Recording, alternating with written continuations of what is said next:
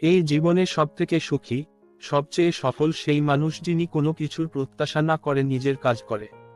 যিনি যত বেশি স্বার্থত্যাগ করতে পারবেন, তিনি তত বেশি সফল। যদি গোটা একটা দিনে তুমি একটাও সমস্যার মুখোমুখি না হও, তাহলে বুঝবে যে তুমি ভুল পথে চলেছ। মন ও মস্তিষ্কের মধ্যে ঝামেলা হলে সব সময় নিজের মনকে অনুসরণ করো। একটা ধারণা গ্রহণ করো, স্থির করে নাও যে এই ধারণাই তোমার জীবন। এবার একেই স্বপ্ন দেখো, একেই চিন্তা করো এবং এই ধারণা নিয়েই বাঁচো।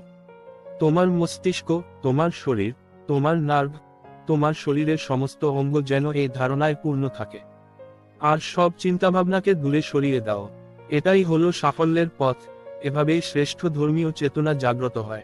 যখন নেতৃত্ব দিচ্ছ, তখন সবার সেবা করো। স্বার্থশূন্য হও, নিজের মনে অসীম ধৈর্য রাখো, তাহলেই সাফল্য তোমার কাছে ধরা দেবে। নিজের ভেতর থেকে জাগ্রত হও।